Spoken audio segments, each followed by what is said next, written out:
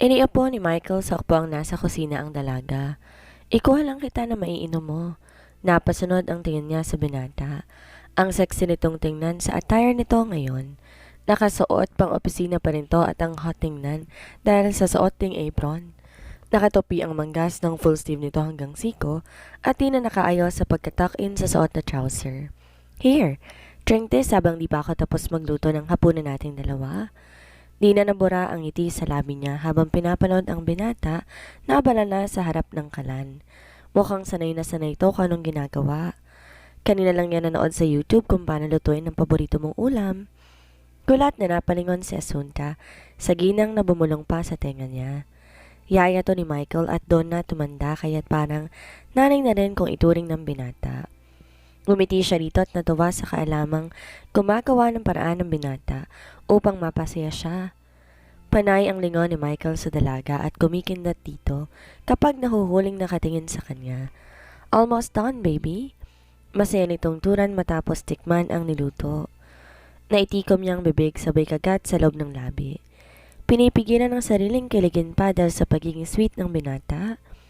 Matapos itong magluto, ito rin nagkain ng pagkain. Ayaw siya nitong patayuin upang tumulong dito. Nang kumain, hindi siya pumayag na siya lang susubuan ito. Sinubuan niya rin to at walang reklamo siyang narinig mula sa binata. Masarap ang luto at kahit yata hindi, nagustuhan pa rin niya dahil ito ang nagluto. Hindi pa official ang relasyon nila pero lampas na sa level ng magkasintahan ang ginagawa nila sa isa't isa. Siya ang may ayaw na sagutin pa to. Siyempre gusto niyang magpakipot din kahit siya naman talagang unang deads na dead sa pagmamahal sa binata. After kumain, nagpahangin lang sila saglit sa hardin. Thank you. Sandaling sinulyapan niya ang binata. Muling tumingala upang pagmasdan ang maaliwalas na kalangitan at mga bituin. For what? Sa hindi pagsuko sa pagmamahal mo sa akin? Aniya bago tumingin na rin sa kalangitan. Napangiti si Asunta at muli sinulyapan ng binata. Sabi ko naman sa'yo noon, hindi ako susuko hanggat di ko nakukuha ang puso mo. Sandaling natigilan si Michael at kinabahan. Ewan ba niya? Mula nang kamuntik nang mawala sa kanya si Asunta, para naging praning siyang mag-isip. Gusto niyang itanong sa dalaga na paano ngayon nakuha na nito ang puso niya? Titigil na rin ba ito o susuko na dahil wala nang kailangan pang gawin para mapansin niya? Pero naduduwag naman siya at pinangungunahan ng negatibong sagot sa sarili. Paano nga ba kung ang dalaga naman ang tumigil na sa pagmamahal sa kanya? Gusto niyang murahin ang sarili dahil sa pamabaliwala sa damdamin noon ng dalaga. Humikab si Asunta nang bigla na tahimik ang paligid. Pagtingin niya sa binata halatang nag-aalala ito sa hindi niya malamang dahilan. What's wrong? Pukaw niya sa pananahimik ng binata. Ngumiti si Michael at umiling. Mahamog na kaya tayo na sa loob. Inaakan niyang dalaga, inalalayan to sa paglalakad. Ayaw na kasi nitong magpabuhat o umupo sa wheelchair. Naiintindihan naman niya ito at exercise na rin. Bakit dito? Tanong niya sa binata at sa silid nito siya dinala. Mas malaki ang kama ko dito para hindi ka mahirapan sa paghiga. Pumalatak si Asunta sa isipan. Pasimple pa talagang binata at dinahilan pa ang kama. Di na lang sabihin na gusto siyang makatabi sa pagtulog. Promise, wala akong gagawin. Behave ako at ayoko manakit pa ang katawan mo. Sandali siyang tumigil sa pagsasalita at gumiti sa dalaga. Pero kung gusto mo, wala akong magagawa kundi pagbigyan ka ng buong puso. Pervert? Inirapan niya ang binata. Kailangan kong maligot ng lalagit na ako. Samahan na kita. Mabilis na tugon ng binata. Sa banyo? Tumikwas ang kaliwang kilay niya habang nakatitig sa binata. Napakamot sa batok si Michael at gumiti. Kung pwede? Hinampas niya sa braso ang binata bago siya tumalikod na dito. Natatawang sinundan ni Michael ang dalaga at inalalayan to sa paglalakad. Binibiro lang naman niyang dalaga, pero kung gusto ng dalaga talagang kalimutan muna niyang kailangan niyang maging gentleman ngayong gabi. Lumipas sa ilang linggo, naging abala si Michael sa trabaho nito sa kumpanya. Ang mga magulang nila hindi pa rin hinahayaang makauwi dahil hindi pa tapos ang kaso. Siya naalis na ang bandage sa ulo at nakakalakad na rin ng normal. Good night. Napangiti si Asunta nang marinig ang sinabi ng binata. Hanga na siya sa kontrol nito sa sarili. Pinanindigan na wala itong gagawin sa kanya, kundi halik at yakap lamang bago matulog. Siya na mismong yumakap dito at umunan sa dibdib nito. Sweet dreams! Nakangiting hinalikan niya sa ulo ang dalaga, tsaka gumanti ng yakap dito. Di nga pala makakasama sa hearing bukas si Samuel. Mabilis siyang nagangat ng tingin, tumitig sa binata. Why? May di ba magandang nangyari? Nabahala siya dahil 2 araw na ng hearing ngayon sa kaso ni na Aldrin, Amanda at iba pang sangkot sa krimen. Dinala kanina sa ospital si Almira at napaaga ang panganganak. 2 linggo pa bago ang due date niya. Ayos lang ba sila ng baby? Nag-alalang bigla si Asunta. Kahit hindi sila close si Almira bilang babae, nakapag-alerto ang ganong case. Nilagay sa incubator ang baby nila, pero healthy naman siyang nailawal. Si Almira naman stable ng kalagayan. Nakahinga na maluwag si Asunta sa narinig. Bigla niyang naisip na, paano kung siyang mabuntis at manganak? Nurse siya pero takot makakita ng babaeng nanganganak. Pero paano kaya kung siya ang manganganak? Bukas dadalawin natin sila bago dumiretso sa hearing. Nakangiting tumango siya sa binata at muling pumikit. Kapag tapos ng kaso, aalis naman siya kasama si John Ray. Gusto niyang maranasan ang mga gustong gawin bago mag-asawa. Kapag nagkaanak na siya, focus na siya sa pamilyang bubuuin.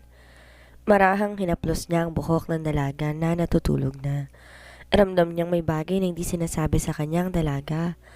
Ayaw naman niyang tanungin at gusto na kusa itong magsasabi sa kanya. Kinabukasan, maaga silang gumising upang dalawin si Almira sa ospital. Si Asunta naman ngayon ang nagluto para sa binata. Tungkol nga pala kay Amanda, ayaw mo na lang ba siyang patawarin alang-alang sa ipinagbubuntis niya?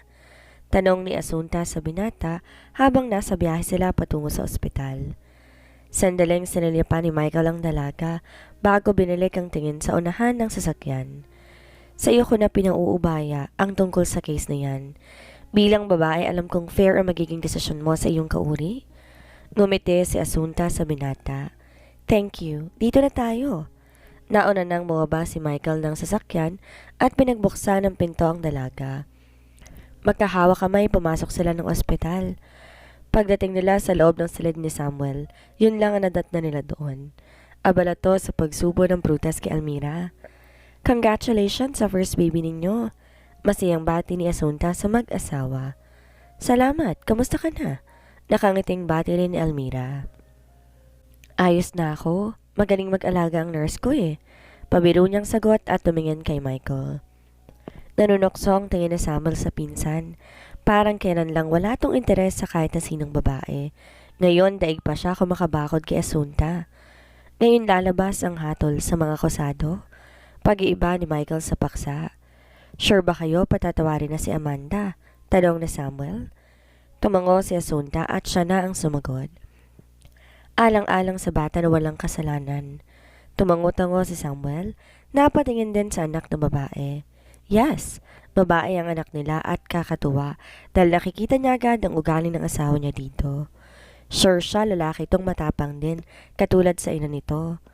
Naaaliw na pinagmasdan ni Asunta ang anak ni na Almira. Ang cute nito at ang puti. Parang bigla siyang nainggit. Kung di siya umiinom ng pills, baka buntis na rin siya. Di na sila nagtagal pa sa ospital at dumiretso na sa hearing. Tama lang din na talos nakasabay nila sa hallway, sina Amanda at Aldrin. Mabilis na nag-iwas ang tingin si Amanda kay Asunta nang tumitig to sa kanya. Amanda, alam kong balak mo ilaglag ang bata sa sinapupunan mo. Pag-isipan mo muna sana bago mo gawin yan. Isa pa, pinatawad ka na namin kahit di ka pa humihingi ng sorry. Kausap ni Asunta sa babae. Wala akong kasalanan sa'yo. Mataray na sagot ni Amanda kay Asunta. Ang kasalanan ko lang nagmahal ako sa maling tao. Naiiling at malungkot na pinagmasdan ni Asunta ang babae. Ang tulad nito ay talagang hindi marunong tumanggap ng pagkakamali. Pagtingin niya kay Aldrin ay mukhang ito pang may masamang loob sa kanila. Inako lahat ni Andres ang kasalanan, kaya't oras ng hatol ng hukom, ito na lang din ang kaso. Ganon din si Ramil na siyang talagang binabayaran ng Ginoo upang gawa ng di maganda si Asunta. Napawalang sala sina Amanda at Aldrin at tinatulan ng mas maraming taon na pagkakabilanggo si Andres kaysa kay Ramil. Patong-patong ang naging kaso ni Andres bukod sa pagtatangka sa buhay ng pamilya ni Michael, kaya't sa kulungan na to tatanda ng husto.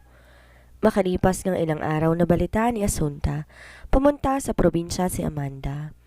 Di pinanagutan ni Aldrin ang batang nasa sinapupunan nito. Naawa siya sa babae, pero hindi nila kasalanan kung anong sinapit nito at ng bata. Anong iniisip mo? Tanong ni Michael sa dalaga at niyakap to mula sa likuran. Napapitlag siya at nagulat sa biglaang sulbot ni Michael sa likuran niya. Iniisip pa naman niyang tungkol sa pag-alis niya bukas. Hinalika ni Michael sa batok ang dalaga na maramdaman na namang may bumabagabag sa isipan nito. Humarap siya sa binata at ipinikit ang mga mata. Pinulupot ang kamay sa batok nito. Pinagmamasdan niya ngayon ang kabuuan ng mukha nito at hinahaplos. Gaano mo ba ako kamahal na? Gumante ng haplos si Michael sa pisngi ng dalaga. Malamlam ang mga tingin dito. Handa ako maghintay hanggang maging ready kang maging asawa ko. Lahat ng gusto mo ibibigay ko, wag lang ilagay mo sa panganib ang iyong buhay. Nakagat niya ibabang labi at guilty siya sa huling sinabi ng binata. Kaya hindi niya masabi dito ang planong pagsama sa isang misyon ng hukbong militar dahil baka ikulong siya nito para hindi makasama. Upang di na siya makaramdam ng pagkaasiwa, hinalikan na lang niya sa labi ang binata. Napangiti si Michael nang mamula ang pisngi ng dalaga matapos siyang halikan sa labi. Bago pa magbagong isip nito, kinabig niya ito sa batok at siya naman ang humalik dito sa labi. Nainggit siya kay Samuel na makita ang baby nito. Alam niyang umiinom ng pills ang dalaga, umpisa pa lang upang hindi mabuntis. Pero ngayon dadayain niya ito. Gusto niyang maikasal na rin agad sila ng dalaga. Nakakadarang ang mainit at mapusok na halik ng binata. Halos ayos siyang bigyan ng pagkakataong tumanggi sa nais itong mangyari sa kanilang dalawa. Sadyang pinagbigyan niya ito bilang pabaon sa pag-alis niya bukas, inunahan lang siya nito. Michael, take me now. I love you. Paanas na bulong ni Michael sa dalaga bago to niyakap na mahigpit. Baliwala sa kanyang bigat ng katawan ng binata nang bumagsak yon sa hubad niyang katawan. Parehong ang lakas ng kabog ng dibdib nila na parabang may dagang naghahabulan doon. I love you too. Gusto niya sanang idugtong na hintayin siya sa pagbabalik. Isang buwan lang naman na magiging misyon nila sa probinsya kung saan may napabalitang maraming rebelde sa kabundukan. Nang humupa ang init sa katawan nila, hinayaan lang ni Michael na bumangon ng dalaga. Nakita niyang uminom to ng gamot upang di mabuntis. Umunat siya at umunan sa sariling mga kamay habang di inihiwalay ang tingin sa dalaga. Saka na niya pinaliwanag dito sakaling mang mabuntis ito. Ayaw niya lang na mawalay pa to sa kanya lalo na't magkaibang bagay ang kinahihinigan nila sa trabaho. Pagtingin niya sa binata, napangiti siya. Tanging t-shirt itong malaki ang suot niya at hindi na ang abalang suot nito panlubog. Ang pogi talaga ng binata at ang kisig. Ang hot tingnan at nakaunan pa sa sariling mga kamay. Matulog ka na, gagamit pa ako ng banyo. Need help? Nakangising tanong ni Michael. Thank you pero wag na. At baka mapaupo na naman ako sa wheelchair bukas. May kasamang biro niyang tanggi sa binata. Tinawanan lang ni Michael ang dalaga pero hindi siya humirit pa dahil kailangan niyang gumising ng maaga bukas. May business trip kasi siya sa Hong Kong pero babalik din agad sa gabi. Ayaw niyang mawalay ng matagal sa dalaga. Kung maaari lang isama to, ngunit ayaw namang sumama nito eh. Pagbalik niya sa kama, gising na rin ang binata at hinihintay siya. Nakangiting umunan siya sa braso nito at yumakap. Parehong may ngiti sa labi na natulog ang dalawa. Kinabukasan, naunang nagising si Michael at kahit okay ng dalaga, pagluluto pa rin to ng almusal kapag siya ang naunang nagising. Kapag ang dalaga naman ipagluluto rin siya nito ng gusto niyang almusal. Parang bigla siyang nalungkot na makitang maabutan sa kusina si Michael. Abala sa pagluluto ng paghahanda ng almusal nilang dalawa. Lumapit siya dito at yumakap mula sa likuran. Good morning! Good morning, baby. I'm almost done. Nilingon niya ang dalaga at hinalikan nito sa noo. Ako na mag-aayos ng lamesa. Mabilis niyang kinuhang plato at mga kubyertos. Gusto niyang maging espesyal ang umaga nila ng binata bago maghiwalay. First time nila magkalayo mula na maging okay sila at nagkaaminan ng tunay na damdamin. Si John Ray parang wala na akong balita. Naitanong ni Michael habang kumakain na sila. Natigilan si Asunta, napatingin sa binata. Ang alam ko, busy siya sa trabaho. Pagsisinungaling niya. Sadyang pinaiwas niya ang kaibigan na makausap si Michael dahil baka madulas. Ang honest pa naman ng kaibigan. I see. Pag uwi ko, iimbitahan mo siya at kakain tayo sa labas. Nakangiting tumango si Asunta. Di bale, after na mission nila ng kaibigan sa probinsya, magkakaroon talaga ng time na magkasama sila nito sa pagkain. Pero tiyak na makakatikim ang kaibigan niya ng suntok sa binata kapag nalamang sinama siya sa misyon ng palihim. Saka na niya iisipin yun. Hihintayin niya na lang makalis ang binata at saka rin siya aalis. Pagkababa ng sasakyang pandingma, pinagpaga ni Asunta ang suot na pantalon habang ginagala ang tingin sa paligid. Dapit tapon na kaya't malapit nang lumubog ang haring araw. Mahaba kasi ang biniyahe nila mula sa airport kaya inabot ng ganong oras. Ang tahimik ng paligid, puro punong makikita. Sa unahan banda makikita ang ilang kubong sinisilungan ng mga sundalo. Yun ang hideout at kung may akay-away na papasok, may patibong na nakaabang. Let's go? Tawag ni John Ray sa kaibigan. Nauna siya na 1 linggo sa misyon at sinundo niya lamang to kanina. Wait! Sumenyas pa siya sa kaibigan na wag munang maingay bago sinagot ang tawag sa cellphone. Hey, how are you? Masiglang tanong ni Michael sa dalaga mula sa kabilang linya. I'm fine. Kamusta ang meeting mo? Nakangiting tanong niya rin sa binata. Nagkaroon ng konting problema kaya baka sa sunod na araw pa ako makauwi. Ayos lang ba sa'yo? Lalong napangiti si Asunta dahil sa mahimig sa boses ni Michael na para bang takot itong magalit siya. Huwag mo akong isipin, okay lang ako. Focus ka lang sa trabaho at maging busy rin ako mula bukas. Nangunot ang noo ni Michael sa narinig. Nasaan ka? Natigilan si Asunta sa biglang pagbabago sa tono ng boses ng binata. Nag-aalinlangan pa rin siyang sabihin dito ang totoo. Asunta? Tonong di natutuwa sa dalaga si Michael. Gusto ko lang maglibang habang wala ka? Pagsisinungaling niya sa binata. Napangisi si John Ray nang marinig ang sinabi ng kaibigan. Kakaibang libangan kasi ang tinutukoy nito. Nang samaan siya nito ng tingin, mabilis niyang naitikam ang bibig. Alright, sikapin kong matapos kaagad ang trabaho ko dito para makabalik na't masamahan ka sa kung saan mo gustong pumunta. Wag! Nabigla niyang tutol sa binata. I mean, ayoko rin ng may kasama. Huwag kang mag-alala at okay lang ako. Baka mawalan din ako ng signal kaya't abalahin mo na lang munang sarili mo dyan sa trabaho. What? Bundok bang pupuntahan mo at mawawalan ka ng signal? Nababahalang tanong muli ni Michael sa dalaga. Yes, alam mo naman ako noon pa. Di ako minsan makontak dahil busy. Iba noon sa ngayon, Asunta. Kasama mo ba si John Ray? Pakiusap ko sa kanya. Matigas na mando ni Michael. Bigla ay umiling si John Ray habang panay ang kawag ng mga kamay upang di siya madawit sa kasinungalingan ng kaibigan. Kahit di narinig ang sinasabi ng kausap, nahulaan niyang nababanggit siya ng katawagan nito. Yes, pero busy din siya kaya hindi madalas makontakt. Mabadaling kong trabaho ko dito at pag uwi ko dapat nasa bahay ka lang, maliwanag. Di magawang sumagot ni Asunta sa binata. Pagtingin niya kay John Ray sa mesenyas na to, na kailangan nilang tumuloy sa camp at may kailangan silang gamutin. Michael, sorry pero kailangan kong tapusin ang trabaho ko dito eh. What? Anong trabaho? Kala ko ba nakapag-usap na kayo tungkol dito at please, 1 month lang din uuwi na ako.